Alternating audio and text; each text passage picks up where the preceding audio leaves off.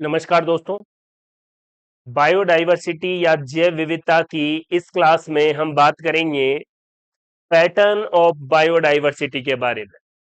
तो आइए इस क्लास में शुरू करते हैं पैटर्न ऑफ बायोडाइवर्सिटी। देखिए, हमारा टॉपिक रहेगा पैटर्न ऑफ बायोडाइवर्सिटी। देखिए,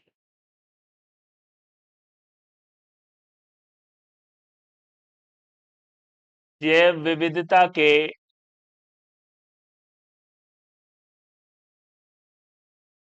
पैटर्न, ये टॉपिक है। इससे एग्जाम में किस तरीके के क्वेश्चन पूछे जाते हैं इस संबंध में भी बात करेंगे। किताबी जो लैंग्वेज है, एनसीईआरटी की जो लैंग्वेज है, उसी में क्वेश्चंस पूछे जाते हैं। लेकिन अगर आप इसको बिल्कुल जनरल भाषा में, सामान्य भाषा में देखेंगे तो जैव विविधता के पैटर्न में कोई नई बात नहीं है। आपको एक तो इसके बारे में देखना है, अर्थ के बारे में देखना है। ये पृथ्वी है। देखिए,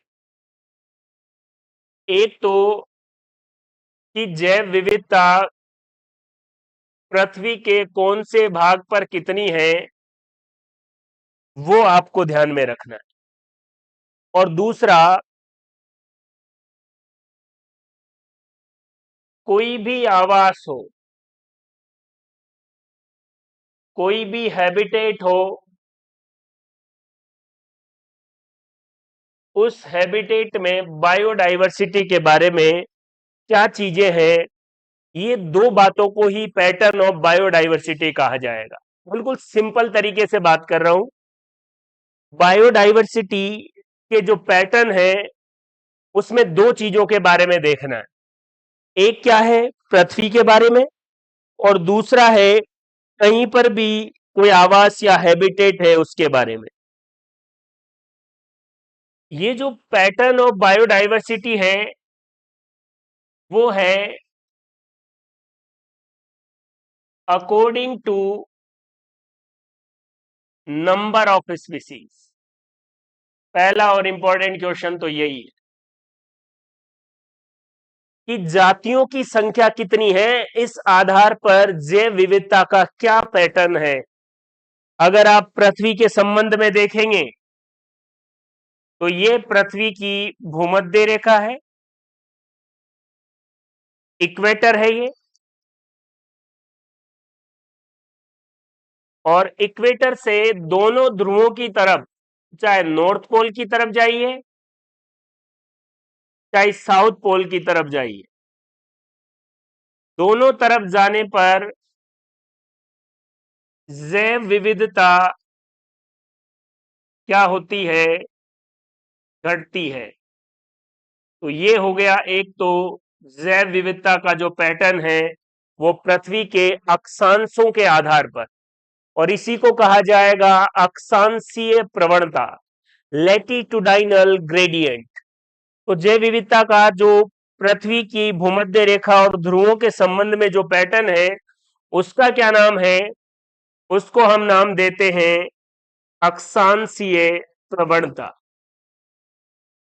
लैटिट्यूडाइनल ग्रेडियंट। देखिए, एक पैटर्न तो ये हो गया कि भूमध्य रेखा से आप चाहे उत्तरी ध्रुव की तरफ जाएं चाहे दक्षिणी ध्रुव की तरफ जाएं, जैव विविधता या बायोडाइवर्सिटी कम ही होगी। दूसरा, किसी आवास के बारे में क्या है, उसको हम लिखते हैं जातीय क्षेत्र संबंध से, जातीय क्षेत्र संबंध, स्पीसीज रिचनेस एरिया रिलेशनशिप। और ये क्या कहता है, अगर आप किसी पर्टिकुलर या निश्चित सीमा तक बात करेंगे तो आप भी जानते हैं कि जैसे जैसे एरिया बढ़ाते जाएंगे आपकी खोज का, आपकी अन्वेषण का, वैसे वैसे नंबर ऑफ स्पीसीज बढ़ती जाएगी। मान लो आप 1 किलोमीटर स्क्वायर एरिया में कुछ स्पीसीज या जातियां खोज रहे हैं और आपको 5 जातियां मिली। अब अगर एरिया बढ़ाएंगे, 2 किलोमीटर स्क्वायर करेंगे, तो आपको नंबर ऑफ स्पीसीज या जातियों की संख्या अधिक मिलने के चांसेज है। यही क्या है? जातीय क्षेत्र संबंध। ये क्या कहता है कि अगर आप एरिया बढ़ाएंगे तो स्पीसीज रिचनेस, स्पीसीज रिचनेस क्या है, जातीय समृद्धता क्या है, ये मैं आपको बता चुका हूं। एरिया अगर आप बढ़ाएंगे तो स्पीसीज रिचनेस भी बढ़ेगी। यही क्या है? जातीय क्षेत्र संबंध। तो ये दो पैटर्न है जैव विविधता के। क्लियर है? पृथ्वी के संबंध में जैव विविधता किस तरीके से बदलती है, और किसी आवास के क्षेत्र के अनुसार अगर एरिया बढ़ेगा तो स्पीसीज रिचनेस क्या होगी? वो भी बढ़ेगी। ये दो पैटर्न है, स्पीसीज रिचनेस एरिया रिलेशनशिप, और दूसरा है सांसीय प्रवणता। और इस क्लास में हम इन्हीं दोनों के बारे में बहुत अच्छे से और एग्जाम ओरिएंटेड और बुक में किस तरीके के क्वेश्चंस है उनके बारे में बात करेंगे। नॉर्मल तरीके से मैंने आपको बता दिया है कि लैटिट्यूडाइनल ग्रेडियंट क्या है और स्पीसीज रिचनेस एरिया रिलेशनशिप क्या है, या स्पीसीज एरिया रिलेशनशिप जातीय क्षेत्र संबंध क्या है, ये अब मैंने आपको बता दिया है। देख लीजिए आप इसे। आइए आगे बात करते हैं, एक एक करके दोनों जो पैटर्न ऑफ बायोडाइवर्सिटी है उसके बारे में बहुत सिस्टमेटिक तरीके से मैं आपको बता रहा हूं। एक स्लाइड को आप बहुत ध्यान से देखेंगे और पूरा वीडियो देखने के बाद आपको ये रियलाइज हो जाएगा कि पैटर्न ऑफ बायोडाइवर्सिटी से किसी भी तरीके का क्वेश्चन आए आप आराम से सॉल्व कर देंगे। तो आइए बिना किसी देरी के शुरू करते हैं एक एक पॉइंट के बारे में। पहला जैव विविधता का जो पैटर्न है वो है अक्षांशीय प्रवणता, जिसे लैटिट्यूडाइनल ग्रेडियंट कहते हैं। अक्षांशीय प्रवणता, नाम से ही पता लग रहा है कि अक्षांशों के आधार पर बायोडाइवर्सिटी या जैव विविधता किस तरीके से बदलती है, इसी को कहा जाएगा लैटिट्यूडाइनल ग्रेडियंट। देखिए यहां पर मैंने आपको अर्थ का या पृथ्वी का डायग्राम बताया है। बिल्कुल बीच में जो रेखा गुजरती है उसे क्या कहा जाता है? भूमध्य रेखा या इक्वेटर। इसको 0 डिग्री अक्षांश रेखा भी कहा जाता है। और ऊपर नॉर्थ पोल है, इधर साउथ पोल है। नॉर्थ पोल को आर्कटिक सर्कल या आर्कटिक पोल भी कह सकते हैं, और साउथ पोल को एंटार्कटिक या एंटार्कटिक सर्कल भी कह सकते हैं। भूमध्य रेखा, नॉर्थ पोल, साउथ पोल। ये अक्षांशीय प्रवणता या लैटिट्यूडाइनल ग्रेडियंट क्या कहता है कि ये भूमध्य रेखा है। इससे आप नॉर्थ पोल की तरफ जाइए चाहे साउथ पोल की तरफ जाइए, बायोडाइवर्सिटी जो है वो क्या होगी? कम ही होगी। बायोडाइवर्सिटी कम ही होगी। यही लैटिट्यूडाइनल ग्रेडियंट है, अक्षांशीय प्रवणता है। भूमध्य रेखा से आप ध्रुवों की तरफ जाएंगे तो जैव विविधता का मान कम होगा। यही क्या है? अक्षांशीय प्रवणता। मुझे नहीं लगता कि इसको याद रखने में आपको कोई बड़ी प्रॉब्लम है, और इस स्लाइड को देखने के बाद चीजें बिल्कुल आसान है। देख लीजिए, इससे आगे हम बात करते हैं। एक क्षेत्र है उष्ण कटिबंधीय क्षेत्र, ट्रॉपिकल रीजन। अक्षांशीय प्रवणता या लैटिट्यूडाइनल ग्रेडियंट का जो टॉपिक है उसमें यह शब्द बार बार आता है, उष्ण कटिबंधीय क्षेत्र या ट्रॉपिकल रीजन, और इसके बारे में आप जानते भी हैं। देखिए, तो ट्रॉपिकल रीजन क्या है? 0 डिग्री जो अक्षांश है इसको मैंने आपको कहा कि ये कौन सी रेखा है, इक्वेटर है, भूमध्य रेखा है। इक्वेटर देखिए, ये 0 डिग्री अक्षांश इक्वेटर या भूमध्य रेखा, इससे उत्तरी ध्रुव की तरफ जाएंगे तो 23.5 डिग्री नॉर्थ पर कर्क रेखा होगी, और अगर इससे दक्षिणी ध्रुव की तरफ जाएंगे तो 23.5 डिग्री साउथ पर मकर रेखा होगी। कर्क रेखा को ट्रॉपिक ऑफ कैंसर और मकर रेखा को ट्रॉपिक ऑफ कैप्रिकॉर्न कहा जाता है। 0 डिग्री को इक्वेटर, 23.5 डिग्री नॉर्थ पर कर्क रेखा, 23.5 डिग्री साउथ पर मकर रेखा, और कर्क रेखा और मकर रेखा के बीच जो ये क्षेत्र पाया जाएगा, इस पूरे क्षेत्र को एक नाम दिया जाता है, और उस क्षेत्र का नाम है उष्णकटिबंधीय क्षेत्र। और इस उष्णकटिबंधीय क्षेत्र में सर्वाधिक जैव विविधता पाई जाती है। ये चीज भी आप ध्यान में रख लें। पूरी पृथ्वी के रेस्पेक्ट में आप देखें तो सबसे ज्यादा जैव विविधता इस ट्रॉपिकल रीजन में पाई जाती है, जो भूमध्य रेखा के 23.5 डिग्री नॉर्थ और 23.5 डिग्री साउथ, यहां से लेकर यहां तक पाया जाएगा। कर्क रेखा से लेकर मकर रेखा तक का जो क्षेत्र है वो उष्णकटिबंधीय क्षेत्र या ट्रॉपिकल रीजन है, जहां पर सबसे ज्यादा बायोडाइवर्सिटी या जैव विविधता पाई जाती है। देखिए, तो सर्वाधिक बायोडाइवर्सिटी ट्रॉपिकल रीजन या उष्णकटिबंधीय क्षेत्र में पाई जाएगी। यहां देखिए, अब क्वेश्चन क्या है, क्या कारण है कि उष्णकटिबंधीय क्षेत्र में जैव विविधता बायोडाइवर्सिटी अधिक होती है? इससे पहले वाली स्लाइड में मैंने आपको बताया कि सबसे ज्यादा बायोडाइवर्सिटी ट्रॉपिकल रीजन में है, उष्णकटिबंधीय क्षेत्र में है। उष्णकटिबंधीय क्षेत्र क्या है वो मैंने आपको समझाया। अब क्वेश्चन है कि यहां पर जैव विविधता ज्यादा क्यों होती है? इसके 3 कारण है। पहला कारण है, उष्णकटिबंधीय क्षेत्र में जाति उद्भवन के लिए पर्याप्त समय मिल जाता है। जाति उद्भवन का मतलब है नई जाति का निर्माण, स्पेशिएशन। अगर आप टेम्परेट या शीतोष्ण क्षेत्र में देखेंगे तो वहां पर बर्फबारी और इस तरीके की प्राकृतिक घटनाएं होती है, जिसकी वजह से नई जाति के निर्माण का समय ही नहीं रह पाता।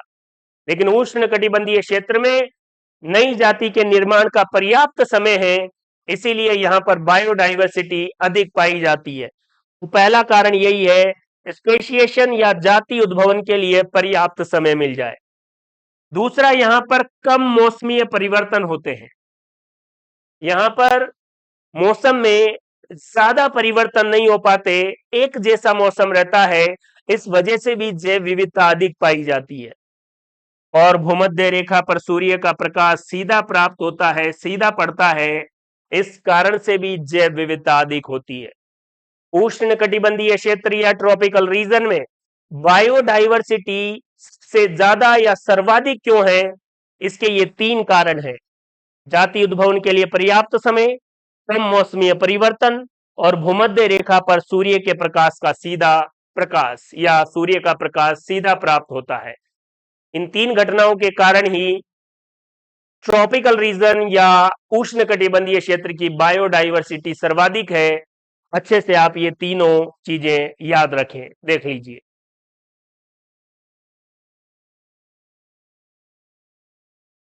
आगे देखते हैं।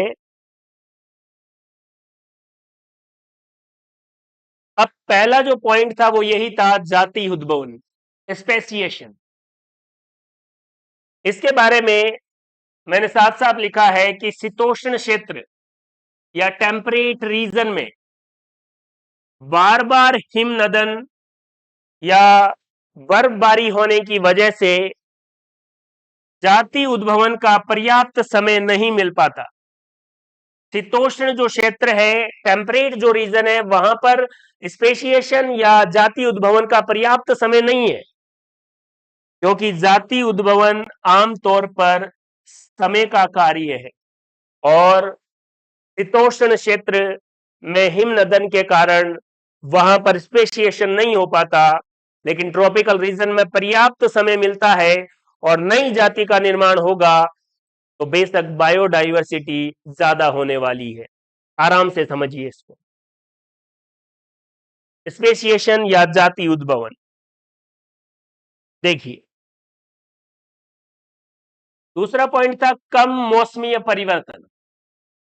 उष्ण कटिबंधीय क्षेत्र में कम मौसमीय परिवर्तन होते हैं और कम मौसमीय परिवर्तन की वजह से निकेत विशिष्टीकरण हो जाता है। निके स्पेशलाइजेशन या निके को नीश भी कहते हैं, नीश स्पेशलाइजेशन हो जाता है। इसको आपको समझना है।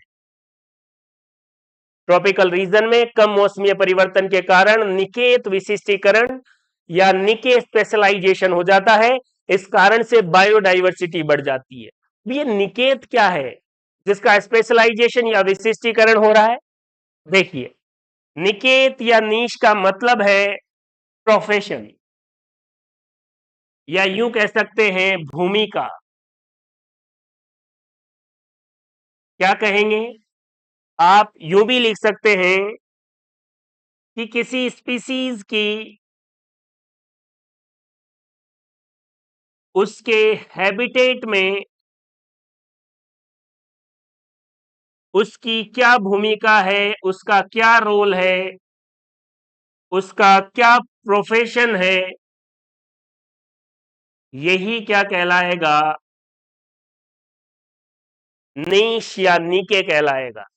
निकेत या नीश किसे कहते हैं? किसी स्पीसीज की उसके हैबिटेट में उसकी क्या भूमिका है, क्या रोल है, क्या प्रोफेशन है, इस प्रोफेशन को ही निकेत या नीश कहते हैं। आराम से देखिए स्लाइड को। देखिए,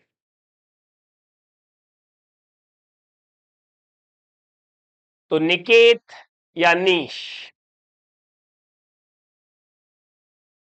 इसके बारे में क्या याद रखना है? कोई जीव है और ये जीव जहां रहता है इसे कहा जाता है आवास, हैबिटेट। कोई भी जीव या स्पीसीज जहां पर रहती है वो उसका क्या कहलाएगा? हैबिटेट कहलाएगा। क्लियर है? यहां पर मैं स्पीसीज लिख रहा हूं। कोई भी प्रजाति जहां पर रहती है वह उसका क्या कहलाएगा? आवास कहलाएगा। तो ये आवास है। अब इस आवास में जो जीव या यूं कह सकते हैं जो जाति रह रही है, उस जाति की इस आवास में क्या भूमिका है, उसका क्या प्रोफेशन है, इसे ही क्या कहा जाएगा? नीश या निके कहा जाएगा। किसी जाति या स्पीसीज की उसके आवास में क्या भूमिका है, क्या रोल है, क्या उसका प्रोफेशन है, क्या उसका कार्य है, यही उसका नीश या निकेत है। आराम से देख लीजिए इसकी डेफिनेशन को, बहुत अच्छे से याद कर लीजिए। वन लाइन आप याद कर सकते हैं। किसी स्पीसीज की उसके हैबिटेट में क्या भूमिका है, यही निकेत या नीश कहलाएगा।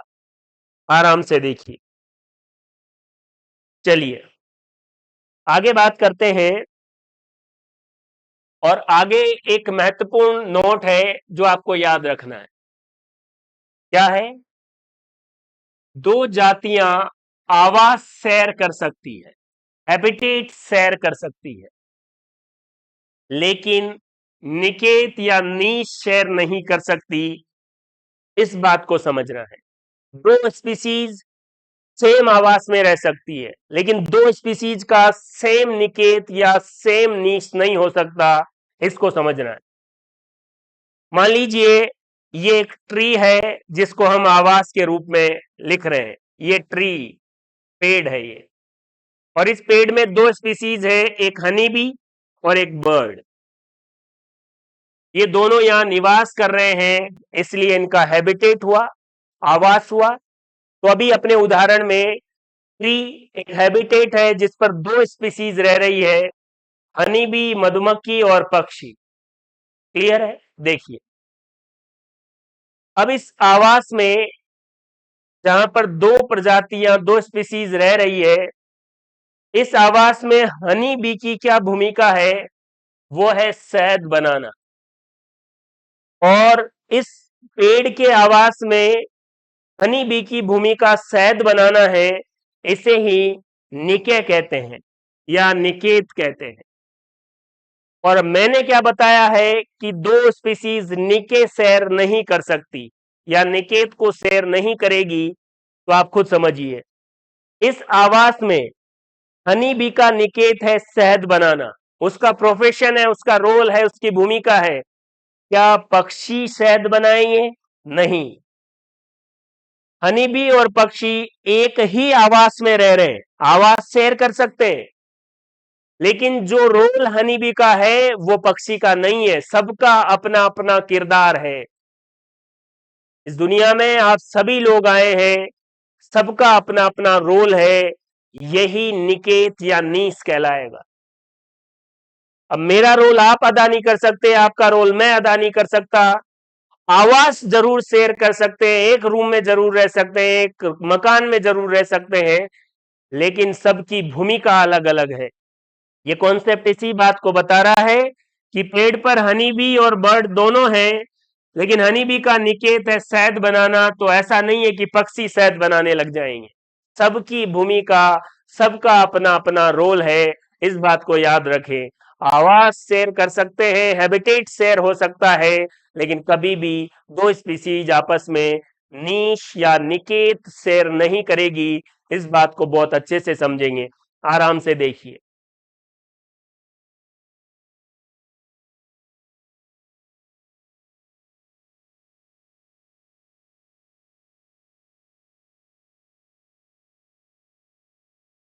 आइए आगे, तीसरा पॉइंट है कि उष्ण कटिबंधीय क्षेत्र में सूर्य का प्रकाश सीधा प्राप्त होता है या सीधा पड़ता है, इसीलिए यहां पर जैव विविधता अधिक होती है। उसको भी समझिए। ये पृथ्वी है और ये बिल्कुल बीच में 0 डिग्री अक्षांश पर जो रेखा है उसको क्या कहेंगे? भूमध्य रेखा या इक्वेटर। देखिए, 23.5 डिग्री नॉर्थ से लेकर 23.5 डिग्री साउथ तक जो क्षेत्र है उसे क्या कहा जाएगा? उष्ण कटिबंधीय क्षेत्र। और इस क्षेत्र में सूर्य का प्रकाश सीधा पड़ता है। इसलिए अगर आपने ध्यान से देखा हो तो भूमध्य रेखा के आसपास जितने भी क्षेत्र है वहां पर सूर्य का प्रकाश सीधा पड़ने की वजह से वहां पर रहने वाले जो मनुष्य हैं उनका रंग गहरा या काला होता है। वेस्ट इंडीज इसका उदाहरण है। तो यहां पर सूर्य का प्रकाश सीधा, तो यूं कह सकते हैं कि यहां पर सौर ऊर्जा अधिक आएगी। और जब सौर ऊर्जा अधिक आएगी तो प्रोडक्टिविटी या उत्पादन अधिक होगा, क्योंकि खाद्य श्रृंखला में, फूड चेन में ऊर्जा का जो प्रारंभिक स्रोत है वो सूर्य ही है। और भूमध्य रेखा के आसपास वाले उष्ण कटिबंधीय क्षेत्र में इस पूरे एरिया को क्या कहा जाएगा? उष्ण कटिबंधीय क्षेत्र, ट्रॉपिकल रीजन। और यहां पर सौर ऊर्जा अधिक है, उत्पादन अधिक। तो इनडायरेक्टली या अप्रत्यक्ष रूप से जैव विविधता क्या होती है? अधिक होती है। जब सौर ऊर्जा अधिक होगी, सूर्य की ऊर्जा अधिक होगी, तो प्रोडक्टिविटी या उत्पादन अधिक होगा। और अगर उत्पादन अधिक होगा तो जो स्पीसीज है उनके भी ग्रो करने की, वृद्धि करने की संभावनाएं बढ़ जाती है और फलस्वरूप बायोडाइवर्सिटी या जैव विविधता अधिक हो जाती है। आराम से देखिए इसे।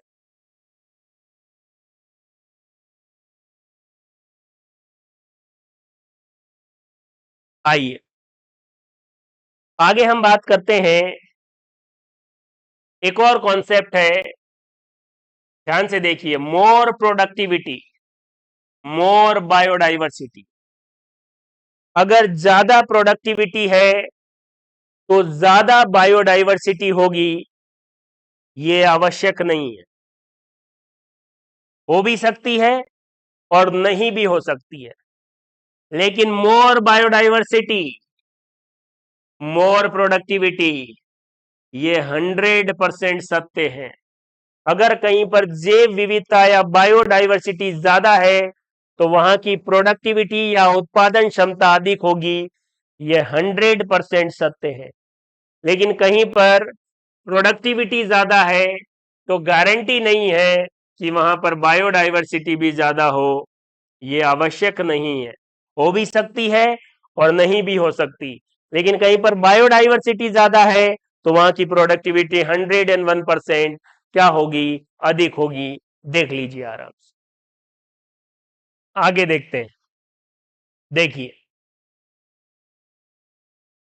फिर से ये पृथ्वी का डायग्राम आपके सामने है। 0 डिग्री जो अक्षांश है उसको कहा जाएगा इक्वेटर या भूमध्य रेखा।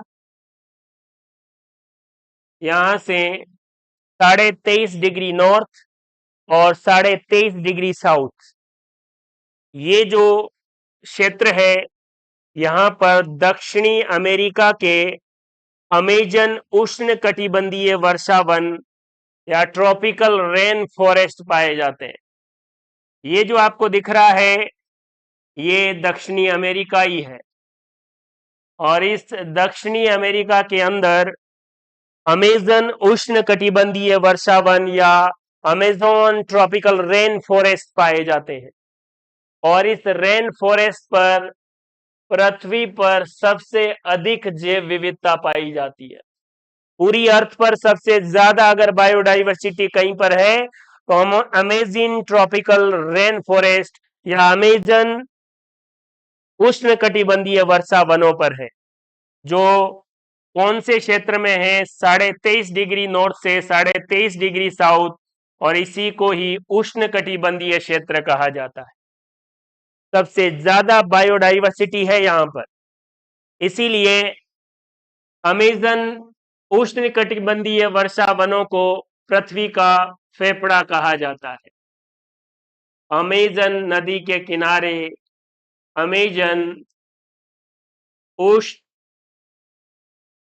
कटिबंधीय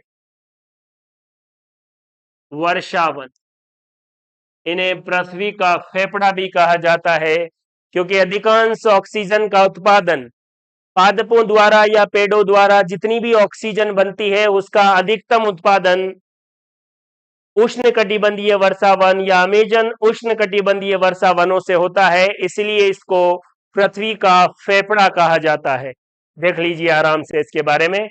और 23.5 डिग्री नॉर्थ को क्या कहा जाता है, कर्क रेखा, और 23.5 डिग्री साउथ को क्या कहा जाता है, मकर रेखा, और 0 डिग्री अक्षांश को क्या कहा जाता है, भूमध्य रेखा, और इन दोनों के बीच का जो क्षेत्र है इसे कहा जाएगा उष्ण कटिबंधीय क्षेत्र।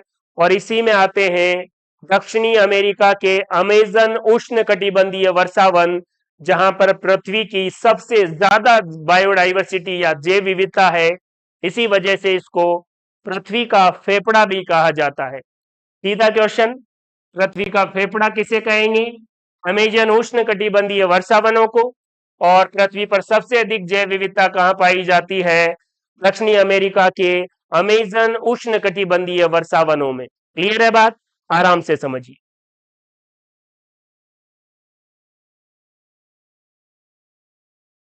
आगे चलते हैं, आगे देखते हैं।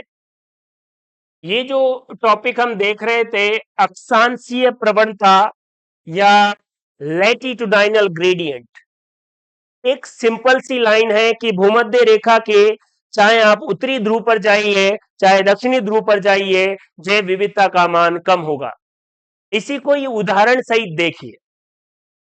ये आपके पास पृथ्वी है, भूमध्य रेखा के समीप एक देश है कोलंबिया, और हम बात कर रहे हैं पक्षियों की प्रजातियों में।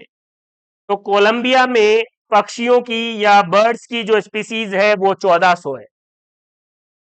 कोलंबिया भूमध्य रेखा के समीप है, इसलिए यहां पर डाइवर्सिटी ज्यादा होनी चाहिए, उष्णकटिबंधीय क्षेत्र में है। तो यहां पर पक्षियों की कितनी प्रजातियां हैं, 1400।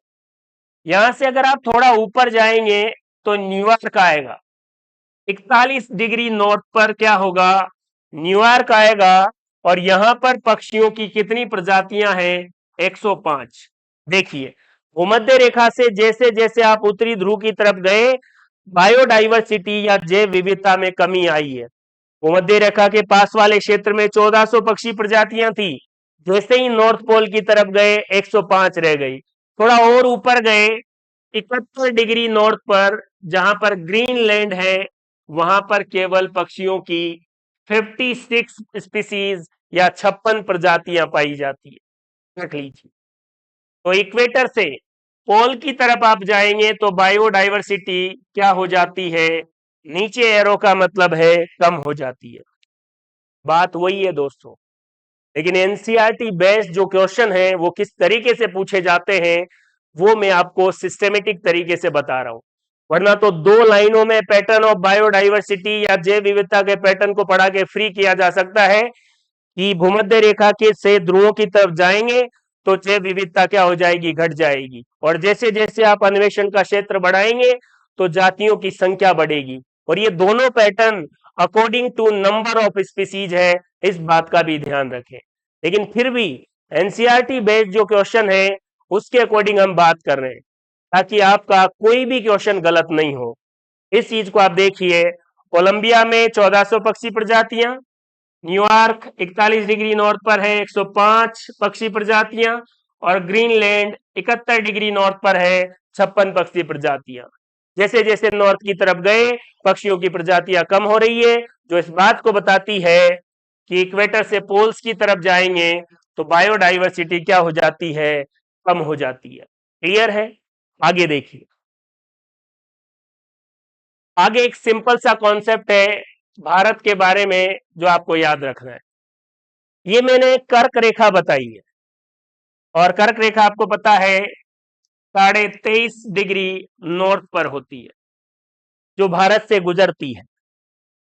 क्लियर है? ये देखिए, भारत का अधिकतर भूभाग उष्णकटिबंधीय क्षेत्र में, कर्क रेखा से जो नीचे वाला भाग होगा वो कौन सा है? ट्रॉपिकल रीजन में है। और आपको पता है ट्रॉपिकल रीजन में बायोडाइवर्सिटी अधिक होती है। तो भारत में पक्षियों की प्रजातियां कितनी हैं? 1200। कोलंबिया जो बिल्कुल भूमध्य रेखा के समीप है 1400। भारत थोड़ा भूमध्य रेखा से दूर की तरफ कर्क रेखा की तरफ है, लेकिन ज्यादातर भाग ट्रॉपिकल रीजन में है, इसलिए 1200। उसके बाद हमने देखा न्यूयॉर्क में 105, और उसके बाद ग्रीनलैंड में 56 पक्षी प्रजातियां। जैसे जैसे भूमध्य रेखा से ध्रुवों की तरफ जा रहे हैं बायोडाइवर्सिटी कम हो रही है। यही लैटिट्यूडाइनल ग्रेडियंट या अक्षांशीय प्रवणता है। आराम से देखिए। आगे बात करते हैं। अभी जो मैं आपको बात बता रहा था वही है कि बर्ड्स की जो स्पीसीज है, पक्षियों की जो प्रजातियां हैं, अक्षांशीय प्रवणता आप जानते हैं कि भूमध्य रेखा से अगर ध्रुवों की तरफ जाएंगे तो बायोडाइवर्सिटी कम हो जाएगी। कोलंबिया में पक्षी की प्रजातियां 1400, भारत में 1200, न्यूयॉर्क में 105 और ग्रीनलैंड में 56 पक्षी प्रजातियां होती है, जो इस बात को बताती है कि अक्षांशीय प्रवणता है, लैटिट्यूडाइनल ग्रेडियंट है। भूमध्य रेखा से ध्रुवों की तरफ जाने पर जैव विविधता कम होती है। उसको एक उदाहरण के द्वारा हमने बहुत अच्छे से देखा है। आराम से देखिए। आगे अगर हम बात करें तो फिर से इन सारी चीजों को बिल्कुल कंपाइल फॉर्म में, और जो रीजन मैंने आपको बताया है ट्रॉपिकल रीजन या और भी टेम्परेट या शीतोष्ण क्षेत्र, उनके बारे में देखिए। ये जो बिल्कुल बीचों बीच लाइन है ये आप जानते हैं ये इक्वेटर है, ये भूमध्य रेखा है। भूमध्य रेखा से 23.5 डिग्री नॉर्थ पर कर्क रेखा है, 23.5 डिग्री साउथ पर मकर रेखा है, ट्रॉपिक ऑफ कैप्रिकॉर्न है। क्लियर है? यहां से 66.5 डिग्री साउथ पर और 66.5 डिग्री नॉर्थ, 23 डिग्री नॉर्थ से लेकर 66.5 डिग्री नॉर्थ तक का जो क्षेत्र है उसको कहा जाता है शीतोष्ण या टेम्परेट रीजन।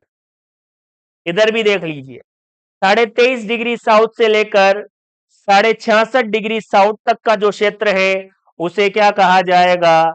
शीतोष्ण या टेम्परेट। क्लियर है? थोड़ा और अगर इसका विभाजन देखें तो 23.5 डिग्री नॉर्थ से लेकर 30 डिग्री नॉर्थ तक का जो क्षेत्र है उसको एक और नाम दिया जाता है और वो नाम है उपोष्ण या सब ट्रॉपिकल।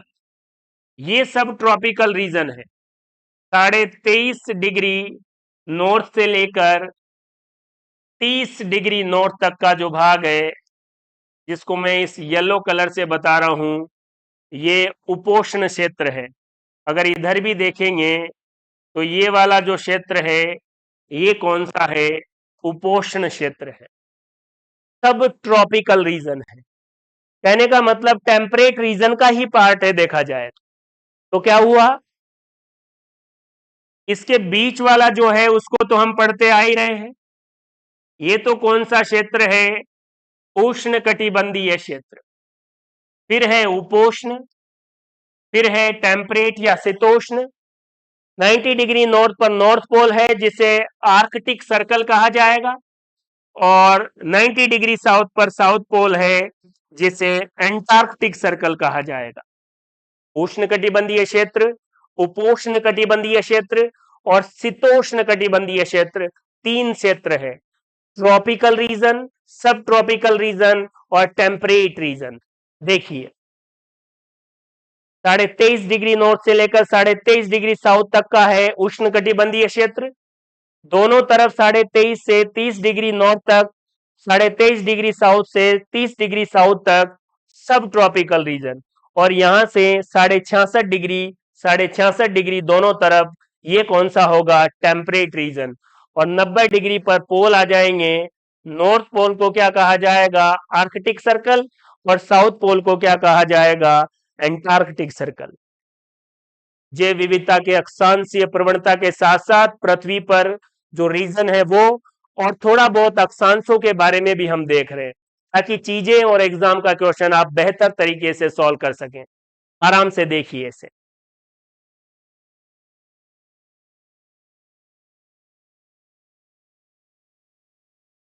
देखिए,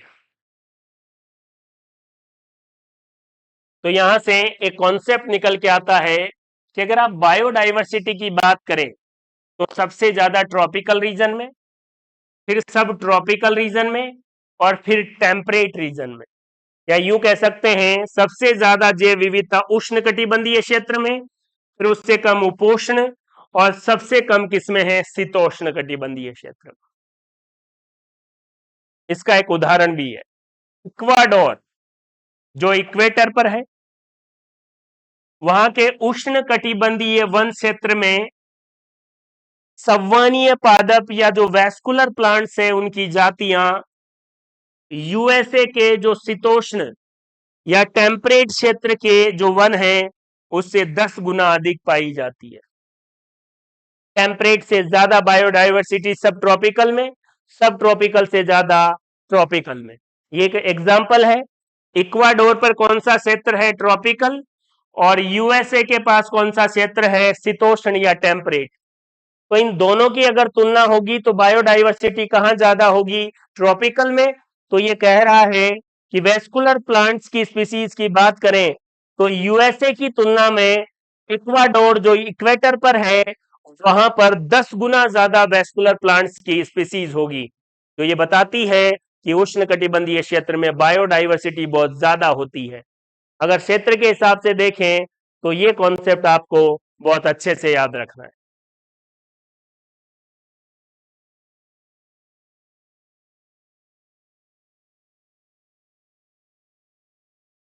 आइए, अब जो दूसरा जैव विविधता का पैटर्न है उसके बारे में देखिए। जातीय क्षेत्र संबंध। क्लियर है? Species area relationship. क्या बताता है ये? जर्मनी के महान वैज्ञानिक या प्रकृतिविद और भूगोल शास्त्री अलेक्जेंडर वॉन हम्बोल्ट ने दक्षिणी अमेरिका के जंगलों के गहन अन्वेषण या खोज के समय दर्शाया कि कुछ सीमा तक, ये बात जरूर याद रखें, एक लिमिट तक किसी क्षेत्र की स्पीसीज रिचनेस, जातीय समृद्धि, अन्वेषण क्षेत्र बढ़ाने के साथ बढ़ती है। इस बात को ध्यान से समझिए। ये किताब की एज इट इज लैंग्वेज है जो मैंने लिखी है, लेकिन इसी में आपको याद रखना है। कई बार बहुत सिंपल तरीके से अपन चीजें देखते हैं और एग्जाम का क्वेश्चन बिल्कुल एनसीईआरटी बेस्ड आ जाता है, भी गलतियां कर देते हैं। एक बार फिर से पढ़िए। जर्मनी के महान वैज्ञानिक, प्रकृतिविद, भूगोल शास्त्री अलेक्जेंडर वॉन हम्बोल्ट ने दक्षिणी अमेरिका के जंगलों के अन्वेषण या खोज के समय यह बताया कि कुछ सीमा तक, कुछ लिमिट तक अगर आप किसी क्षेत्र की स्पीसीज रिचनेस या जातीय समृद्धि अन्वेषण क्षेत्र बढ़ाने के साथ बढ़ा सकते हैं। जितने ज्यादा क्षेत्र की आप खोज करेंगे उतना ही जातीय समृद्धि या स्पीसीज रिचनेस बढ़ेगी। यह कह रहा है अलेक्जेंडर वॉन हम्बोल्ट, और ये बात उसने दक्षिण अमेरिका के जंगलों के अध्ययन के समय बताई। ये जर्मनी के महान वैज्ञानिक, प्रकृतिविद और भूगोल शास्त्री है। इनका यह स्टेटमेंट बायोलॉजी के या बायोडाइवर्सिटी के जो पैटर्न है उसका दूसरा नाम है स्पीसीज एरिया रिलेशनशिप, उसको बताता है। लेकिन इसमें आपको एक पॉइंट बहुत अच्छे से याद रखना है, जिसको मैंने अलग कलर से लिखा है, कुछ सीमा तक, कुछ लिमिट तक अगर आप एरिया बढ़ाएंगे तो स्पीसीज रिचनेस या जातीय समृद्धि या नंबर ऑफ स्पीसीज बढ़ेगी। इस पूरा जो कॉन्सेप्ट है इसका मतलब यही है कि अगर आप खोज करते समय एरिया ज्यादा लेंगे तो नंबर ऑफ स्पीसीज भी ज्यादा होने के चांसेज है। यही स्पीसीज एरिया रिलेशनशिप है। क्लियर है बात? देख लीजिए। आइए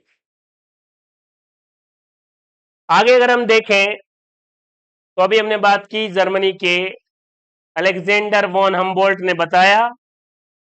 ये बात फिर से अच्छे से याद रख लेना दोस्तों, कुछ सीमा तक स्पीसीज रिचनेस, जातीय समृद्धि एरिया के समानुपाती होती है।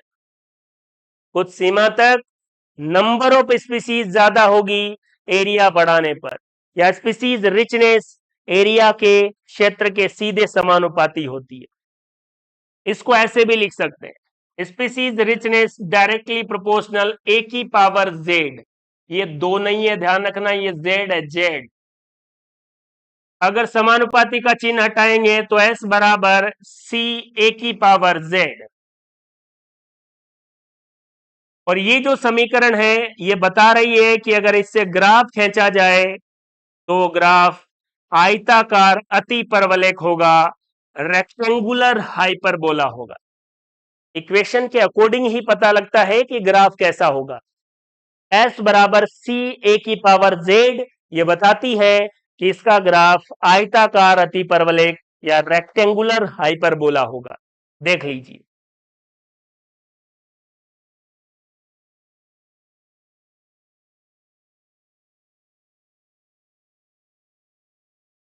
आइए,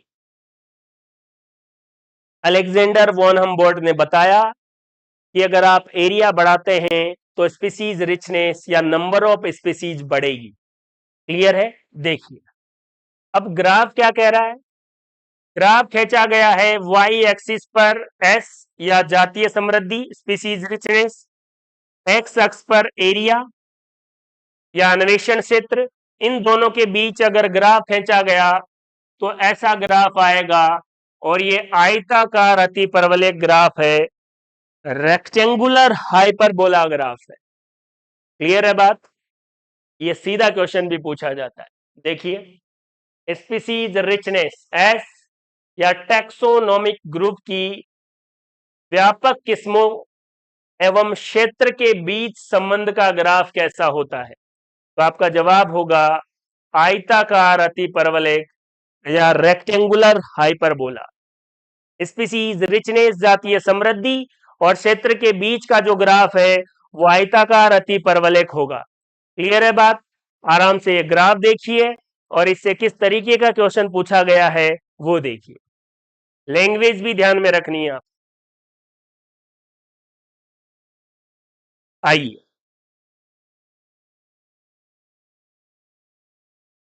जातीय क्षेत्र संबंध, बायोडाइवर्सिटी का दूसरा पैटर्न। अगर आप एक निश्चित सीमा तक एरिया बढ़ाते चले जाएंगे तो नंबर ऑफ स्पीसीज क्या होती चली जाएगी? बढ़ती चली जाएगी। यही क्या है? Species area relationship. इसकी इक्वेशन एस बराबर सी ए की पावर जेड। अगर इस इक्वेशन का लोग ले लें तो समीकरण लोग एस बराबर लोग सी प्लस पावर में जो होगा वो आगे आ जाता है जेड लोग ए। ये समीकरण हो गई।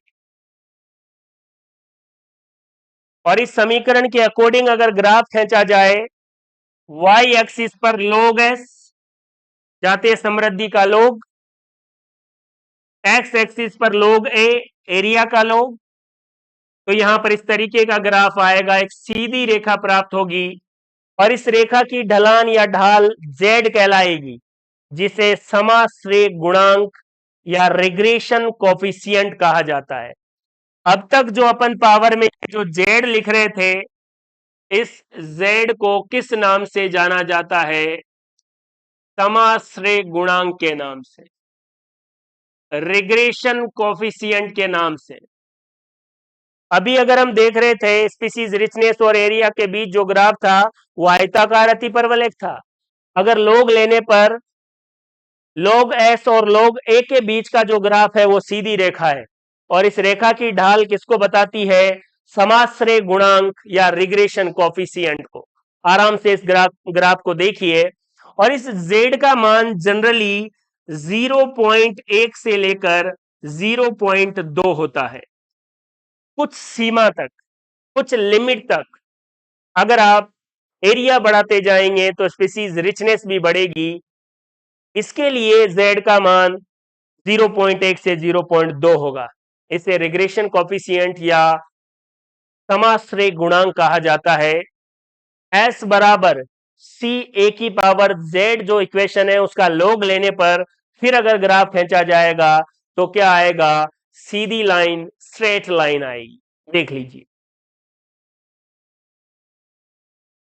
आइए, लघु गुणक पैमाने पर, लॉग स्केल पर जातीय समृद्धि s और क्षेत्र के मध्य संबंध का जो ग्राफ है वो एक सीधी रेखा आएगी और यहां पर z समाश्रेण रेखा की ढलान है जिसका मान 0.1 से लेकर 0.2 तक होगा। क्लियर है बात?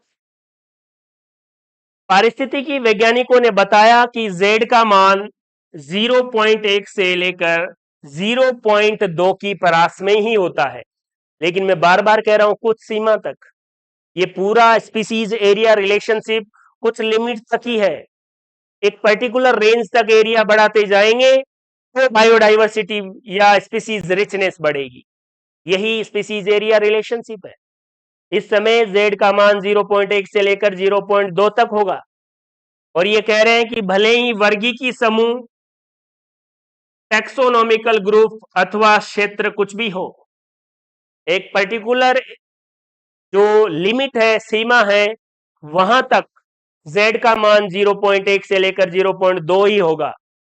चाहे वर्गीकी समूह या स्पीसीज या एरिया कुछ भी हो, z का मान फिक्स होगा।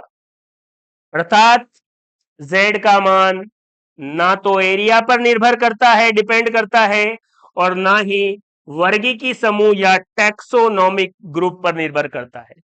z का मान फिक्स है। टैक्सोनॉमिक ग्रुप या वर्गीकी समूह या स्पीसीज कोई सी भी ले लो, एरिया कोई सा भी ले लो, z का मान जनरली सामान्यतः एक निश्चित सीमा तक 0.1 से लेकर 0.2 ही होगा। क्लियर है बात? आराम से समझिए। देखिए, सामान्यतः z का मान कितना है? 0.1 से लेकर 0.2, और z का मान टैक्सोनॉमिक ग्रुप और एरिया पर निर्भर नहीं करता। सामान्यतः जनरली कुछ लिमिट्स तक। क्लियर है बात? जैसे उदाहरण है ब्रिटेन के पादप, कैलिफोर्निया के पक्षी और न्यूयॉर्क के मोलस्क। सभी अलग अलग टैक्सोनॉमिक ग्रुप है, वर्गीकी समूह है। एक पादप है, एक पक्षी है, एक मोलस्क है, और इनकी लोग पैमाने पर एस और ए के बीच जब ग्राफ खींची गई तो ढाल जेड आश्चर्यजनक रूप से एक जैसी प्राप्त हुई। सबका एरिया अलग अलग है, सबका टैक्सोनॉमिक ग्रुप अलग अलग है, फिर भी लोग पैमाने पर अगर ग्राफ की ढाल देखी गई तो z का मान सबके लिए एक जैसा आया। तो ये इस बात को बताता है कि z का मान 0.1 से लेकर 0.2 के बीच होता है, और z का मान टैक्सोनॉमिक ग्रुप और एरिया पर निर्भर नहीं करता। लेकिन बार बार मैं कह रहा हूं कुछ निश्चित सीमा तक, एरिया की एक लिमिट है। क्लियर है बात? देख लीजिए।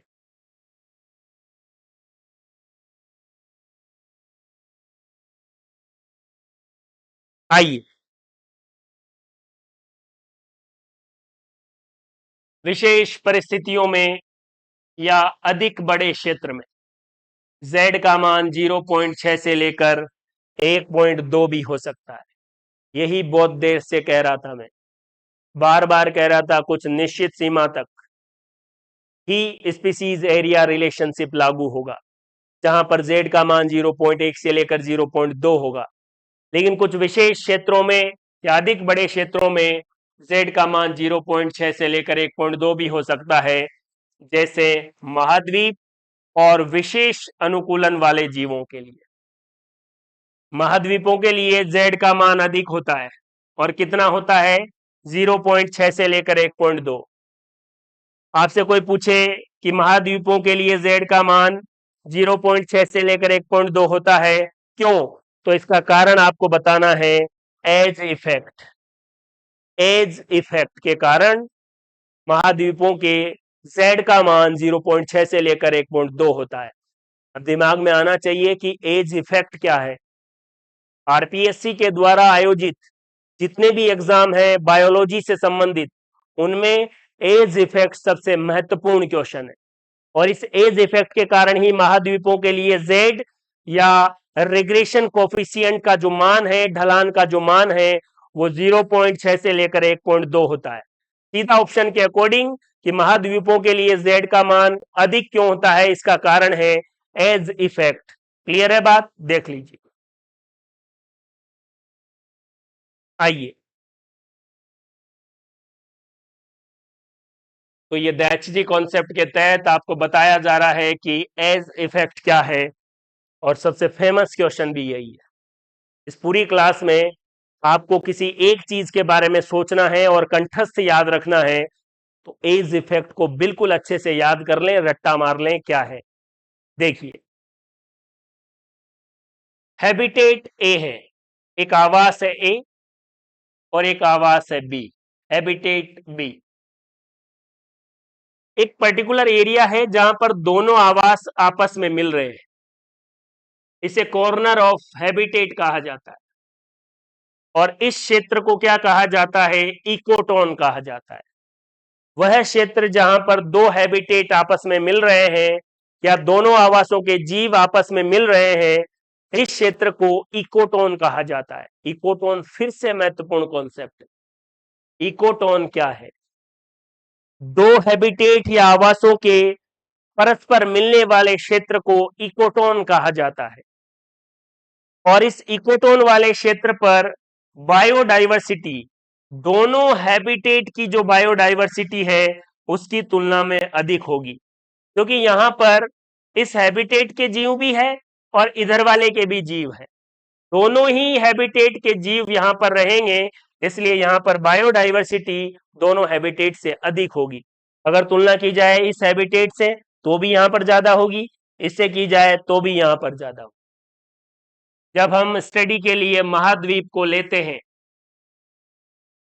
तो ऐसे ही बहुत सारे छोटे छोटे हैबिटेट में एज इफेक्ट पाया जाता है, और इस एज इफेक्ट के कारण बायोडाइवर्सिटी अधिक होती है और इसी कारण से Z का मान ज्यादा या 0.6 से लेकर 1.2 होता है।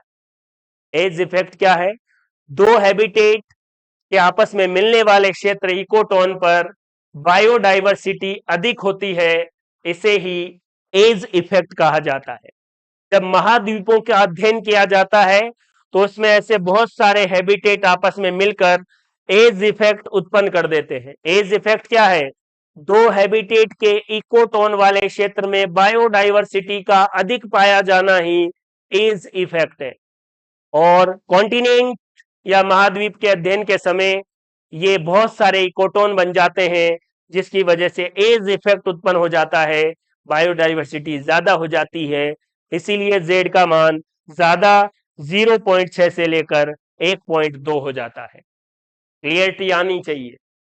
महाद्वीपों के लिए Z का मान क्यों बढ़ा, ये बात आपको अच्छे से समझ में आनी चाहिए। देखिए, ये एक महाद्वीप है, इसमें ऐसे बहुत सारे छोटे छोटे स्मॉल हैबिटेट बन गए। ये हैबिटेट, ये इधर वाला हैबिटेट, दो हैबिटेट आपस में मिले उस क्षेत्र को क्या कह दिए? इकोटोन। और इकोटोन में बायोडाइवर्सिटी ज्यादा होती है, इसी को क्या कहते हैं? Edge effect. और इस एज इफेक्ट के कारण बायोडाइवर्सिटी बढ़ जाती है और Z का मान बढ़ जाता है। महाद्वीपों के लिए Z का मान 0.6 से लेकर 1.2 होता है। क्लियर है बात? आसान बात है, आराम आराम से समझिए, देख लीजिए।